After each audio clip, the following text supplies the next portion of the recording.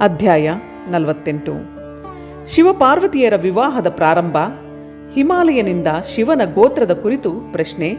ನಾರದರಿಂದ ಉತ್ತರ. ಹಿಮಾಲಯನು ಕನ್ಯಾದಾನ ಮಾಡಿ ಶಿವನಿಗೆ ಬಳುವಳಿಯನ್ನು ಕೊಡುವುದು ಹಾಗೂ ಶಿವೆಯ ಅಭಿಷೇಕ. ಬ್ರಹ್ಮದೇವರು ಹೇಳುತ್ತಾರೆ, ನಾರದನೇ, ಆಗಲೇ ಅಲ್ಲಿ ಗರ್ಗಾಚಾರ್ಯರಿಂದ ಪ್ರೇರಿತನಾದ ಹಿಮವಂತನು ಕನ್ಯಾದಾನದ ಕಾರ್ಯವನ್ನು ಪ್ರಾರಂಭಿಸಿದನು. ಆಗ ವಸ್ತ್ರಾಭೂಷಣಗಳಿಂದ ಅಲಂಕೃತ ಮಹಾಭಾಗ ಮೇನಾಳು ಚಿನ್ನದ ಕಲಶವನ್ನು ಹಿಡಿದುಕೊಂಡು ಪತಿಯ ಬಲಭಾಗದಲ್ಲಿ ಕುಳಿತಿದ್ದಳು. ಅನಂತರ ಪುರೋಹಿತರೊಂದಿಗೆ ಹರ್ಷದಿಂದ ಶೈಲರಾಜನು ಪಾದ್ಯಾದಿಗಳಿಂದ ವರನನ್ನು ಪೂಜಿಸಿ ವಸ್ತ್ರ ಚಂದನ ಆಭೂಷಣಗಳಿಂದ ಅವರನ್ನು ವರಣ ಮಾಡಿದರು. ಬಳಿಕ ಹಿಮಾಚಲನು ಬ್ರಾಹ್ಮಣರಲ್ಲಿ ತಿಥಿಯೇ ಮೊದಲಾದವನ್ನು ಉಚ್ಚರಿಸಿ ಕನ್ಯಾದಾನದ ಸಂಕಲ್ಪವನ್ನು ಮಾಡಿಸಿರಿ, ಆ ಸಂದರ್ಭ ಬಂದಿದೆ ಎಂದು ಹೇಳಿದನು.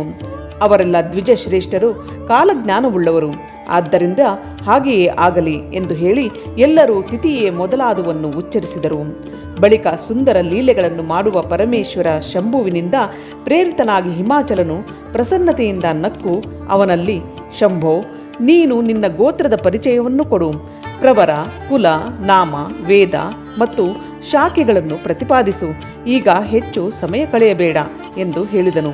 ಹಿಮಾಚಲನ ಮಾತನ್ನು ಕೇಳಿ ಭಗವಾನ್ ಶಂಕರನು ಸುಮುಖನಾಗಿದ್ದರೂ ವಿಮುಖನಾದನು, ಅಶೋಚನೀಯನಾಗಿದ್ದರೂ ಕೂಡಲೇ ಯೋಚನೆಯಲ್ಲಿ ಬಿದ್ದನು. ಆಗ ಶ್ರೇಷ್ಠ ದೇವತೆಗಳು, ಮುನಿಗಳು, ಗಂಧರ್ವರು, ಯಕ್ಷರು, ಸಿದ್ಧರು ಭಗವಂತನು ಯಾವ ಉತ್ತರವನ್ನೂ ಕೊಡುವುದಿಲ್ಲ ಎಂದು ನೋಡಿದರು. ನಾರದನೇ, ಇದನ್ನು ನೋಡಿ ನೀನು ನಕ್ಕು ಮಹೇಶ್ವರನನ್ನು ಮನಸ್ಸಿನಲ್ಲಿ ಸ್ಮರಿಸಿ ಗಿರಿರಾಜನಲ್ಲಿ ಹೀಗೆ ನುಡಿದೆ. ನಾರದರು ಹೇಳಿದರು, ಪರ್ವತರಾಜನೇ, ನೀನು ಮೂಢತೆಯಿಂದ ಏನನ್ನೂ ತಿಳಿಯುತ್ತಿಲ್ಲ. ಮಹೇಶ್ವರನಲ್ಲಿ ಏನು ಹೇಳಬೇಕು, ಏನನ್ನು ಹೇಳಬಾರದು ಎಂಬುದು ನಿನಗೆ ತಿಳಿಯದು. ವಾಸ್ತವವಾಗಿ ನೀನು ಬಹಳ ಬಹಿರ್ಮುಖನಾಗಿರುವೆ. ನೀನು ಈಗ ಸಾಕ್ಷಾತ್ ಹರನಲ್ಲಿ ಅವನ ಗೋತ್ರವನ್ನು ಕೇಳಿದೆ ಹಾಗೂ ಅದನ್ನು ಹೇಳಲು ಅವನನ್ನು ಪ್ರೇರಿತಗೊಳಿಸಿದೆ. ನಿನ್ನ ಈ ಮಾತು ಅತ್ಯಂತ ಉಪಹಾಸಜನಕವಾಗಿದೆ. ಪರ್ವತರಾಜನೇ, ಇವನ ಗೋತ್ರ, ಕುಲ, ನಾಮ ಇವು ವಿಷ್ಣು ಬ್ರಹ್ಮಾದಿಗಳೂ ತಿಳಿಯಲಾರರು. ಹಾಗಿರುವಾಗ ಬೇರೆಯವರ ಮಾತೇನು? ಶೈಲರಾಜನೇ, ಅವನ ಒಂದು ದಿನದಲ್ಲಿ ಕೋಟಿ ಕೋಟಿ ಬ್ರಹ್ಮರು ಲಯ ಹೊಂದುವರು. ಅದೇ ಭಗವಾನ್ ಶಂಕರನನ್ನು ನೀನು ಇಂದು ಕಾಳಿಯ ತಪೋಬಲದಿಂದ ಪ್ರತ್ಯಕ್ಷವಾಗಿ ನೋಡುತ್ತಿದ್ದೀಯೆ. ಇವನಿಗೆ ಯಾವುದೇ ರೂಪವಿಲ್ಲ. ಇವನು ಪ್ರಕೃತಿಯಿಂದ ಅತೀತನಾದ ನಿರ್ಗುಣ ಪರಬ್ರಹ್ಮ ಪರಮಾತ್ಮನಾಗಿದ್ದಾನೆ.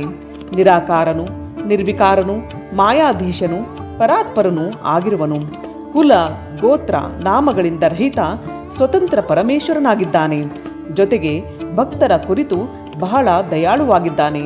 ಭಕ್ತರ ಇಚ್ಛೆಯಿಂದಲೇ ಇವನು ನಿರ್ಗುಣದಿಂದ ಸಗುಣನಾಗುತ್ತಾನೆ. ನಿರಾಕಾರನಾಗಿದ್ದರೂ ಸುಂದರ ಶರೀರವನ್ನು ಧರಿಸುತ್ತಾನೆ.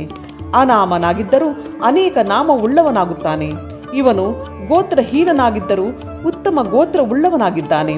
ಕುಲಹೀನನಾಗಿದ್ದರೂ ಕುಲೀನನಾಗಿದ್ದಾನೆ.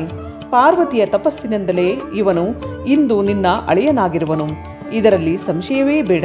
ಗಿರಿಶ್ರೇಷ್ಠನೇ, ಈ ಲೀಲಾ ವಿಹಾರಿ ಪರಮೇಶ್ವರನು ಚರಾಚರ ಜಗತ್ತನ್ನು ಮೋಹದಲ್ಲಿ ಕೆಡಹಿರುವನು.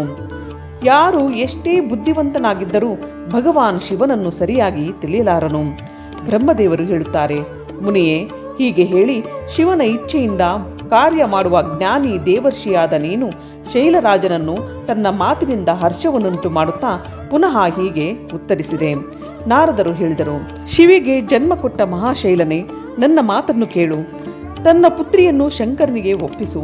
ಲೀಲೆಯಿಂದ ರೂಪವನ್ನು ಧರಿಸುವ ಸಗುಣ ಮಹೇಶ್ವರನ ಗೋತ್ರ ಮತ್ತು ಕುಲವು ಕೇವಲ ನಾದವೇ ಆಗಿದೆ.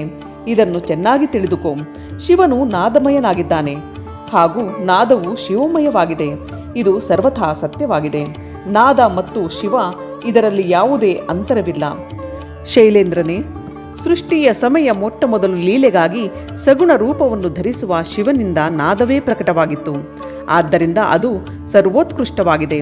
ಹಿಮಾಲಯನೇ, ಅದಕ್ಕಾಗಿ ಮನಸ್ಸಿನಲ್ಲೇ ಸರ್ವೇಶ್ವರ ಶಂಕರನಿಂದ ಪ್ರೇರಿತನಾದ ನಾನು ಇಂದೂ ಕೂಡ ವೀಣೆಯನ್ನು ನುಡಿಸುತ್ತಾ ಇದ್ದೇನೆ. ಬ್ರಹ್ಮದೇವರು ಹೇಳುತ್ತಾರೆ, ಮುನಿಯೇ, ನಿನ್ನ ಈ ಮಾತನ್ನು ಕೇಳಿ ಗಿರಿರಾಜ ಹಿಮಾಲಯನಿಗೆ ಸಂತೋಷ ಪ್ರಾಪ್ತವಾಯಿತು. ಅವನ ಮನಸ್ಸಿನ ಎಲ್ಲ ವಿಸ್ಮಯವೂ ಹೊರಟು ಹೋಯಿತು. ಅನಂತರ ಶ್ರೀ ವಿಷ್ಣುವೇ ಮೊದಲಾದ ದೇವತೆಗಳು, ಮುನಿಗಳು ಎಲ್ಲರೂ ವಿಸ್ಮಯರಹಿತರಾಗಿ ನಾರದರನ್ನು ಭಲೆ ಭಲೆ ಎಂದು ಕೊಂಡಾಡಿದರು. ಮಹೇಶ್ವರನ ಗಂಭೀರತೆಯನ್ನು ತಿಳಿದು ವಿದ್ವಾಂಸರೆಲ್ಲರೂ ಆಶ್ಚರ್ಯಚಕಿತರಾಗಿ ಪ್ರಸನ್ನತೆಯಿಂದ ಪರಸ್ಪರ ಮಾತನಾಡಿಕೊಂಡರು. ಆಹಾ, ಯಾರ ಆಜ್ಞೆಯಿಂದ ಈ ವಿಶಾಲ ಜಗತ್ತು ಪ್ರಕಟಗೊಂಡಿರುವುದೋ, ಯಾರು ಪರಾತ್ಪರತರ ಆತ್ಮಬೋಧ ಸ್ವರೂಪ ಸ್ವತಂತ್ರ ಲೀಲೆಯನ್ನು ಮಾಡುವವನು ಹಾಗೂ ಉತ್ತಮ ಭಾವದಿಂದಲೇ ತಿಳಿಯಲು ಯೋಗ್ಯನಾಗಿರುವನು, ಆ ತ್ರಿಲೋಕನಾಥ ಭಗವಾನ್ ಶಂಭುವನ್ನು ಇಂದು ನಾವು ಚೆನ್ನಾಗಿ ದರ್ಶನ ಮಾಡಿದೆವು. ಅನಂತರ ಹಿಮಾಲಯನು ವಿಧಿ ಪ್ರೇರಿತನಾಗಿ ಭಗವಾನ್ ಶಿವನಿಗೆ ತನ್ನ ಕನ್ಯೆಯನ್ನು ದಾನ ಮಾಡಿದನು. ಕನ್ಯಾದಾನ ಮಾಡುವಾಗ ಅವನು, ಇಮಾಂ ಕನ್ಯಾಂ ತುಭ್ಯಮಹಂ ದದಾಮಿ ಪರಮೇಶ್ವರ, ಭಾರ್ಯಾರ್ಥಂ ಪರಿಗೃಹ್ಣೀಶ್ವ ಪ್ರಸೀದ ಸಕಲೇಶ್ವರ. ಪರಮೇಶ್ವರನೇ, ನನ್ನ ಈ ಕನ್ಯೆಯನ್ನು ನಿನಗೆ ಕೊಡುತ್ತಿದ್ದೇನೆ. ನೀನು ಈಕೆಯನ್ನು ತನ್ನ ಪತ್ನಿಯನ್ನಾಗಿಸಿಕೊಳ್ಳಲು ಸ್ವೀಕರಿಸು. ಸರ್ವೇಶ್ವರನೇ, ಕನ್ಯಾದಾನದಿಂದ ನೀನು ಸಂತುಷ್ಟನಾಗು ಎಂದು ಹೇಳಿದನು. ಈ ಮಂತ್ರವನ್ನು ಉಚ್ಚರಿಸಿ ಹಿಮಾಚಲನು ತನ್ನ ಪುತ್ರಿ ತ್ರಿಲೋಕ ಜನನಿ ಪಾರ್ವತಿಯನ್ನು ಆ ಮಹಾದೇವ ರುದ್ರನ ಕೈಯಲ್ಲಿ ಒಪ್ಪಿಸಿದನು. ಈ ಪ್ರಕಾರವಾಗಿ ಶಿವನ ಕೈಯಲ್ಲಿ ಇಟ್ಟು ಶೈಲರಾಜನು ಮನಸ್ಸಿನಲ್ಲೇ ಬಹಳ ಸಂತೋಷಗೊಂಡನು. ಆಗ ಅವನು ತನ್ನ ಮನೋರಥವೆಂಬ ಮಹಾಸಾಗರವನ್ನು ದಾಟಿಬಿಟ್ಟಿದ್ದನು. ಪರಮೇಶ್ವರ ಮಹಾದೇವನು ಪ್ರಸನ್ನನಾಗಿ ವೇದ ಮಂತ್ರ ಉಚ್ಚಾರಪೂರ್ವಕ ಗಿರಿಜೆಯ ಕರಕಮಲವನ್ನು ಶೀಘ್ರವಾಗಿ ತನ್ನ ಕೈಯಿಂದ ಹಿಡಿದುಕೊಂಡನು. ಮುನಿಯೇ, ಲೋಕಾಚಾರವನ್ನು ಪಾಲಿಸುವ ಅವಶ್ಯಕತೆಯನ್ನು ಅರಿತು ಭಗವಾನ್ ಶಂಕರನು ಪೃಥ್ವಿಯನ್ನು ಸ್ಪರ್ಶಿಸುತ್ತಾ ಕೋದಾತ್ ಅಂದರೆ ವಿವಾಹದಲ್ಲಿ ಕನ್ಯಾ ಪ್ರತಿಗ್ರಹದ ಬಳಿಕ ವರನು ಈ ಮಂತ್ರವನ್ನು ಪಠಿಸುವನು. ಪೂರ್ಣ ಮಂತ್ರವು ಹೀಗಿದೆ: ಕೋದಾತ್ ಕಾಸ್ಮ ಅದಾತ್ ಕಾಮೋ ದಾತ್ ಕಾಮಾಯ ದಾತ್ ಕಾಮೋದಾತ ಕಾಮಃ ಪ್ರತಿಗೃಹೀತ ಕಾಮೈತ್ತತೆ ಇತ್ಯಾದಿ ಮಂತ್ರಗಳನ್ನು ಪಠಿಸಿದನು. ಆ ಸಮಯದಲ್ಲಿ ಅಲ್ಲಿ ಎಲ್ಲೆಡೆ ಮಹಾನ್ ಆನಂದದಾಯಕ ಉತ್ಸವವು ನಡೆಯಿತು. ಪೃಥ್ವಿಯಲ್ಲಿ, ಅಂತರಿಕ್ಷದಲ್ಲಿ ಹಾಗೂ ಸ್ವರ್ಗದಲ್ಲಿಯೂ ಜಯ ಜಯಕಾರ ಶಬ್ದವು ಪ್ರತಿಧ್ವನಿಸಿತು. ಎಲ್ಲ ಜನರು ಅತ್ಯಂತ ಹರ್ಷ ತುಂಬಿ ಸಾಧುವಾದವನ್ನು ನುಡಿಯುತ್ತಾ ನಮಸ್ಕರಿಸತೊಡಗಿದರು. ಗಂಧರ್ವರು ಹಾಡತೊಡಗಿದರು, ಅಪ್ಸರೆಯರು ನೃತ್ಯ ಮಾಡತೊಡಗಿದರು. ಹಿಮಾಚಲನ ನಗರದ ಜನರೂ ಕೂಡ ತಮ್ಮ ಮನಸ್ಸಿನಲ್ಲಿ ಪರಮಾನಂದವನ್ನು ಅನುಭವಿಸತೊಡಗಿದರು. ಆಗ ಮಹೋತ್ಸವದ ಜೊತೆಗೆ ಪರಮ ಮಂಗಳವನ್ನು ಆಚರಿಸತೊಡಗಿದರು. ನಾನು, ವಿಷ್ಣು, ಇಂದ್ರನೇ ಆದಿದೇವತೆಗಳು, ಸಂಪೂರ್ಣ ಮುನಿಗಳು ಹರ್ಷಗೊಂಡರು. ನಮ್ಮೆಲ್ಲರ ಮುಖಗಳಲ್ಲಿ ಪ್ರಸನ್ನತೆಯು ಆವರಿಸಿಕೊಂಡಿತು.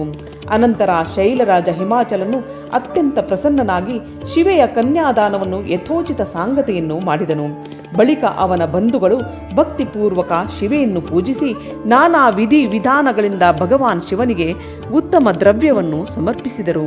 ಹಿಮಾಲಯನು ಬಳುವಳಿಯಾಗಿ ಅನೇಕ ಪ್ರಕಾರದ ದ್ರವ್ಯ, ರತ್ನ, ಪಾತ್ರೆಗಳು, 1,00,000 ಸುಸಜ್ಜಿತ ಗೋವುಗಳು, 1,00,000 ಅಲಂಕರಿಸಿದ ಕುದುರೆಗಳು, ಕೋಟ್ಯಾವಧಿ ಆನೆಗಳು, ಅಷ್ಟೇ ಸುವರ್ಣ ಜಡಿತ ರಥಗಳು ಮುಂತಾದವನ್ನು ಕೊಟ್ಟನು.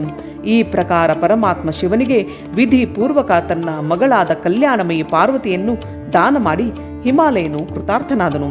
ಬಳಿಕ ಶೈಲರಾಜನು ಕೈ ಜೋಡಿಸಿಕೊಂಡು ಪ್ರಸನ್ನತೆಯಿಂದ ಯಜುರ್ವೇದದಲ್ಲಿ ವರ್ಣಿತವಾದ ಸ್ತೋತ್ರಗಳಿಂದ ಪರಮೇಶ್ವರ ಶಿವನನ್ನು ಸ್ತುತಿಸಿದನು. ಅನಂತರ ವೇದವೇತ್ತ ಹಿಮಾಚಲನ ಅಪ್ಪಣೆಯಂತೆ ಮುನಿಗಳು ಬಹಳ ಉತ್ಸಾಹದಿಂದ ಶಿವೆಯ ತಲೆಯ ಮೇಲೆ ಅಭಿಷೇಕ ಮಾಡಿದರು ಮತ್ತು ಮಹಾದೇವನ ಹೆಸರನ್ನು ಹೇಳುತ್ತಾ ಆ ಅಭಿಷೇಕದ ವಿಧಿಯನ್ನು ಪೂರ್ಣಗೊಳಿಸಿದರು. ಮುನಿಯೇ, ಆ ಸಮಯದಲ್ಲಿ ಬಹಳ ಆನಂದದಾಯಕ ಮಹೋತ್ಸವವು ನಡೆಯುತ್ತಿತ್ತು. ಇಲ್ಲಿಗೆ ಅಧ್ಯಾಯ 48 ಸಂಪೂರ್ಣವಾಯಿತು.